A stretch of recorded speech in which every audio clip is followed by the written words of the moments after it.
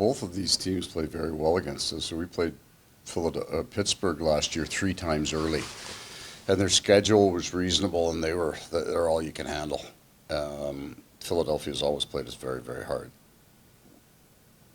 which we know. So there's no surprises with the way these games are going to look.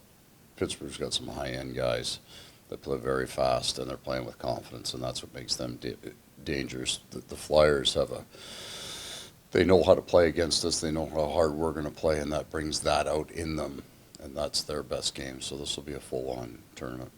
And looking at Pittsburgh, I mean, that's a team with some pride, with some guys that have won the Cup a couple times. Yeah, like they play hard, George. Like I never look at where a team's been. Yeah, you follow it before you go into the pre-scope, but you just walk into the rink expecting to get their very best, and there's a lot of big names on that can give you a hell of a game, and we're going to have to be right on it. Adam Boqvist, you get him back in the game tonight. He gets a goal, his first with you guys. You maybe keep that going tomorrow, or? Yeah, we're going to talk about that. Check on health of everybody. He did a whole bunch of the things in that game he hasn't done before. Got into the holes, got up the ice, so we saw an improvement with that. We also don't want Uvis out too long because he doesn't deserve to be out too long. But we'll wait on everybody's health before we decide that. And was Uvis a rest, refresh kind of thing? Or? Yeah, I think that's probably a really good way to look at it. It was a refresh for him. He played very, very well for the start. I thought his last 2 or 3 games, the effort's still there, but the results, it was just starting to get away from him a little bit. He's played a lot of hockey. It was an easier. I think it was a good time to get him out, and then we can come back and we're on road heavy this month. We're going to need all of them. We didn't want Boqvist out too long, so it was just a flip. You just got through a really tough month, obviously opponents, and the month for that travel. So what have you learned about this year's team, maybe that's different from last year's teams, with all the new bodies kind of coming together? I think we're structurally ahead of where we were in each of the last 2 years. So when you cut video, you're not cutting video on where we're out of position on our neutral zone defense, or there's not a lot of technical stuff that we're doing right now. And then we're dealing with and have dealt with what we thought would be the challenge. It would be the emotional energy to play our game. It's not even, yes, other teams are playing us possibly even harder than they did last year. You're getting everybody's A game. In the games that we think we were emotionally in tune, we've been pretty darn good. We've had a couple quiet ones. I'm not 100% sure how to weight that, though, because in the second and third week, we thought we would be behind it a little bit because of our trip to Finland. And I think we were. When I say behind it, we didn't have a lot of energy, didn't have a lot of pop. We weren't getting to where we needed to get to quite as fast. We weren't terrible. But I felt in the last 3, even though it is at the end of a tougher schedule, you could just feel it in the rink on practice days. The guys started to get a little bit more wired for the game, and it was like that on the bench. Going back to the Penguins, this is your 20th season now, game planning for Sidney Crosby. Has the pre-scout changed about him at all over the years, or has it just been that same guy every time, and just what's it been like to always kind of have him there with the Penguins? Yeah. Early on, they had Crosby, Malkin, and Stahl down the middle. And they basically played 11 forwards.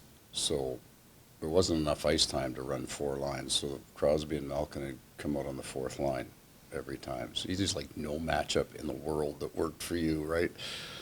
Now it's, Crosby on Barkov. And as soon as one team gets the advantage, the other team is going to shift that. So they can get their A player out against somebody else. But they're dominant down the middle, and they've got great puck movers off the back end. So if you give them room to do that, it doesn't matter. These guys, maybe they lose a half step at some point, but they keep getting smarter. They keep figuring, there's more experience, and so they're hard. You always going in Pittsburgh, and that's the credit to them and the franchise they've built. You win 3 Stanley Cups, over a 8-year, 9-year period. That's a powerful team. So we maybe Pittsburgh suffers over the last 10 years what we're dealing with for the last 2.5 months.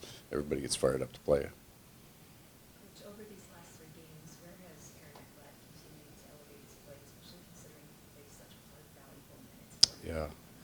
Well, it is. He's been really good coming in on the power play, and that draws your eyes. We scored 3 last game, and there's been, and so you see him doing really good things on the power play. But his 5-on-5 game's been good. It's been good. He's been like our hockey team has been good since January 2 years ago. And then I just felt the first Boston playoff series, he took his game to, he let other parts of his personality and other parts of his game come out with a broken foot and separated shoulders and torn oblique, and he played hard. And that has been his standard. I understand he's been exceptionally good the last 3 games. And what I like most about that is we needed it. Like we're not in trouble, but we weren't playing very well. We had problems in our game, and he was a big driver in fixing that. And that's the leadership, really. He's a different kind of leader than he was, I think, in the past, and that's understandable because he's an older man and he's been through things now. But he's a driver in how we train and how we practice.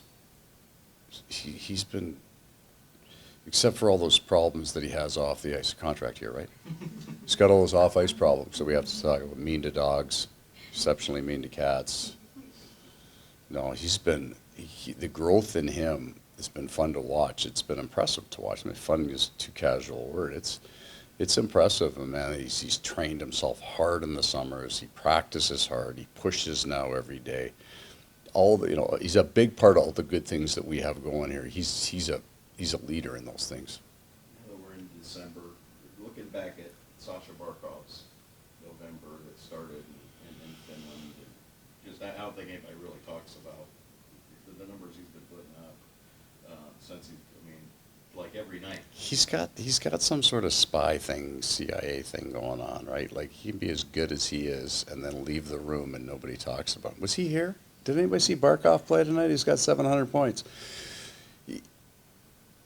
He's like Aaron in those last 3 games. He broke some pucks out under heavy pressure with 2 or 3 guys on him and drove it up the ice. And then his hands came out to protect it, and he got the puck deep. I don't know if that doesn't excite anybody in the crowd, but it excites the coaches, right? It's just so hard to do. But that's his personality, right? He's not going to draw an attention, but you watch him play, and you get a master class in being a really good offensive player without ever sacrificing the defensive game. He didn't get the puck out. He didn't get the puck out in Carolina game 1. So I benched him for the last 6 seconds after he scored the empty netter. Didn't put him back out. That's the first time that's happened.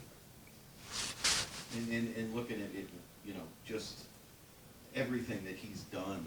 I mean, like you said, defensively, offensively, that line's been great. I mean, it's just you've got to love being able to put those guys out there. I mean, You get way smarter as a coach when you got a line like that, because there's never a no. Should you put him out there? Yes. Should you put him out in that situation? Yes. Kill penalties? Yes. Trying to close out a game? Trying to tie a game? Yes. You get, it's underappreciated. You get some really smart, like Evan Rodrigues might be leading our team in defensive takeaways. Usually when you look at a number 1 line, you talk about all the offense they put up, and why wouldn't you? Rhino had 57 last year. We could talk about that for a long time. But you get 2 penalty killers, and maybe that is the example of what they do so well. Right? Rhino's got 4 or 5 shorthanded goals. That's what they do. They defend, score. So that's nice.